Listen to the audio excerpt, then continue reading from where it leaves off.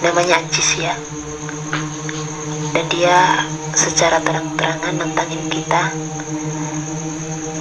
tentang kematiannya. Itu dia masih nggak terima sampai sekarang, dan dia terang-terangan nantangin kalau dia emang sengaja buat banyak orang celaka di situ.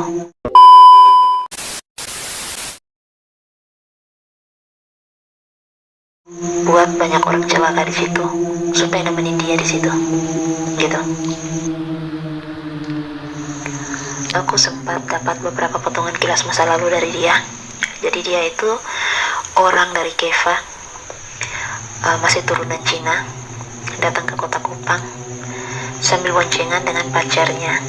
Tapi di tengah jalan dia udah nggak sama pacarnya, tapi dia diboncengin ojek sampai dekat jembatan itu. Dia berhenti di dekat hutan, kan di bawah jembatan ada hutan, berhenti di situ. Waktu itu belum ada jembatan yang masih lama, masih klise banget, masih lama. Jadi zaman dulu ya, jadi hutan tuh lebat banget di situ.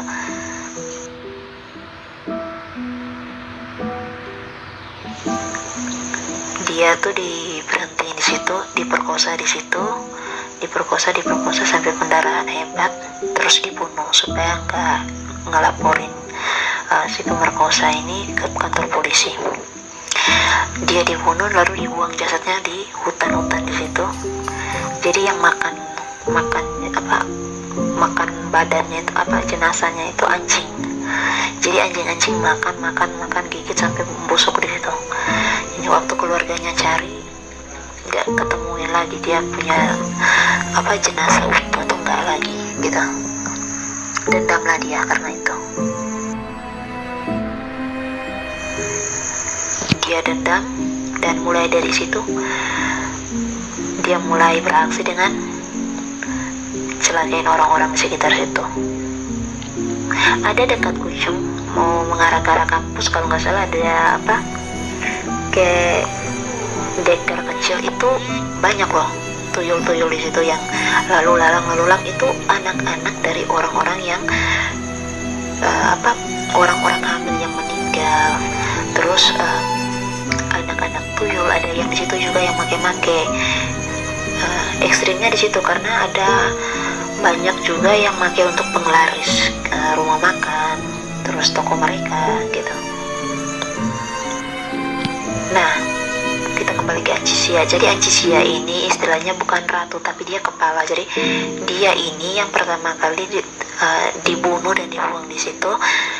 Jiwanya itu nggak didoakan gitu, nggak ada yang mendoakan dia. Dia marah dan dia seperti mencari teman. Jadi itu dia nggak celakain. Jadi sepanjang jalan Timur Raya itu yang celaka-celaka itu bukan Anjisia yang turun tangan saja, tapi pengikut-pengikut dia yang turun tangan. Siapa pengikutnya? Itu orang-orang yang meninggal yang dia kasih celaka, terus kita nggak doakan mereka. Jadi mati karena mati syahid lah istilahnya gitu. Dan salah satu yang aku ketemu itu teman aku sendiri, jelas masih dengan pakaian leadership waktu dia meninggal, rambutnya yang berantakan, kepalanya yang berdarah. Dia kayak ada dendam, gak terima dia meninggal. Jadi dia berdiri di ujung jembatan sambil itu melototin orang.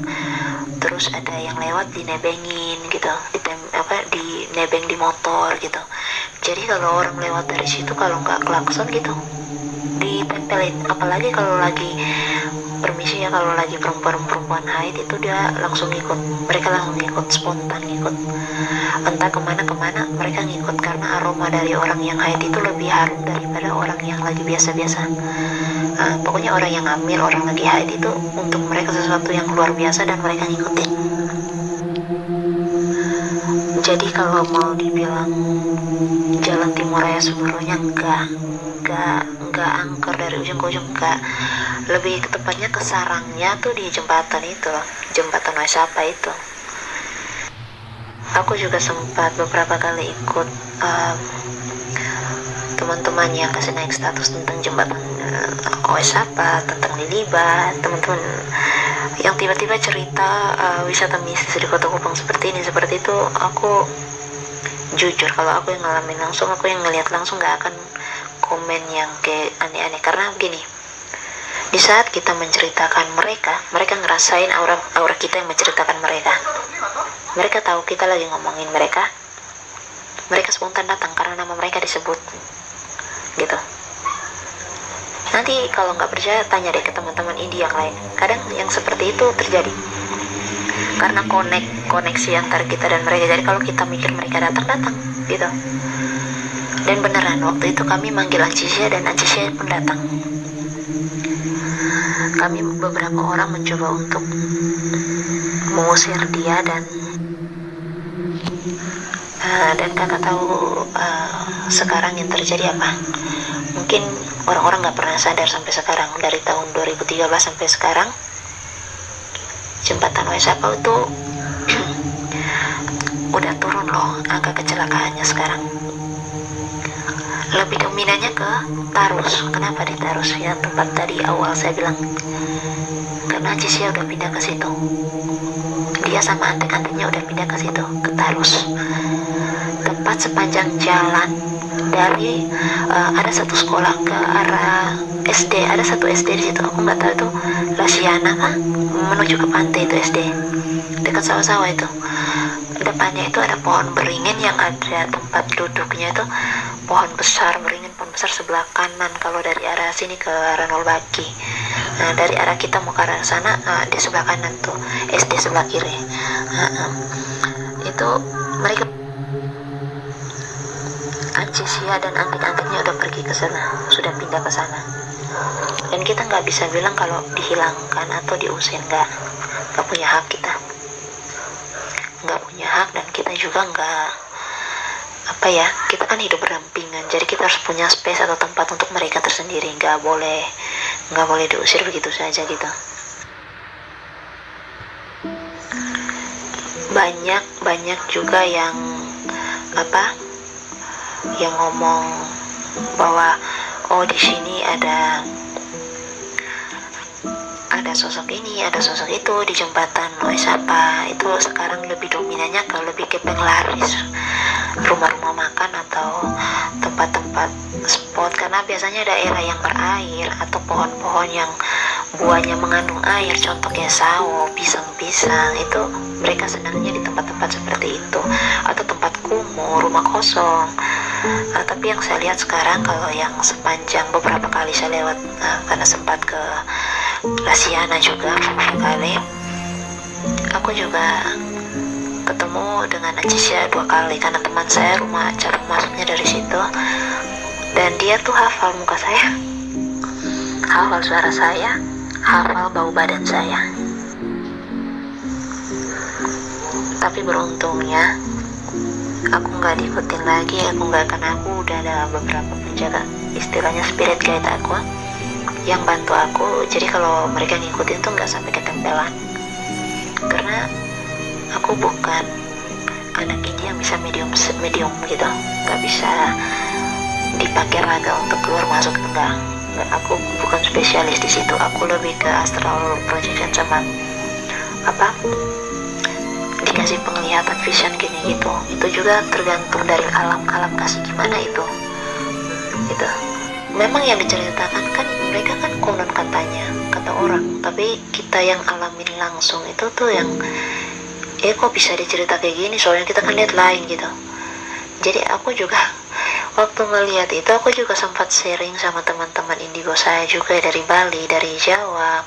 Mungkin pernah dengar nama Philo Sebastian, mungkin bisa cek di YouTube Philo Sebastian, Gilang Ramadan, terus kayak Ciri Gus Caka dari Bali.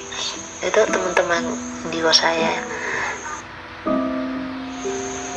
Kami sempat tukar-tukar pengalaman, karena saya jujur di sini tuh orang kayak kita tuh masih dianggap kayak tabu banget, dan gak ada teman untuk curhat. Jadi saya bahas tentang wisata mistis lah di Indonesia, khususnya di NTT ini. Jadi untuk saya sekarang kalau Jalan Timurnya nggak angker, nggak seperti dulu lagi, karena Ya itulah tugas kita untuk mendoakan mereka yang sudah meninggal, khususnya mereka yang kecelakaan,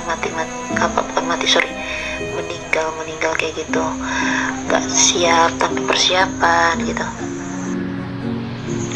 Jadi sekarang yang jadi masalahnya adalah tempat pindahnya si Anjisia, yaitu Tarus. Jadi jangan heran kalau sekarang di Tarus itu banyak yang kecelakaan. Kalau kamu punya keberanian, boleh deh kesana, tutup mata ngomong di jalan. Ini aku pasti tahu nih Anjisia, otomatis dia langsung pasti disuruh antek-anteknya ngikutin kamu sampai rumah, dan itu pasti karena dia meninggalkan dalam keadaan marah, gak terima, diperkosa, dibunuh, ditinggalkan, malah dilupakan sama anggota keluarga orang terdekat tercinta dia. Jadi itu spontan, aura negatif di dianya tuh yang bikin orang sekitar gak nyaman, dan itu yang mancing kecelakaan beruntun banyak di situ.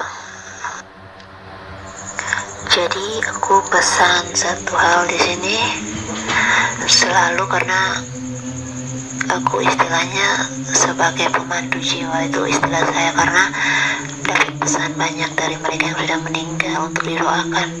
Jadi tolong nanti setiap kali kamu posting cerita-cerita yang kayak gini, ajaklah orang-orang untuk mendoakan mereka yang meninggal, khususnya mereka yang meninggal karena kecelakaan, meninggal karena dibunuh, mereka yang meninggal karena bunuh diri, terus mereka yang meninggal karena ketidaksiapan, kecelakaan gitu loh.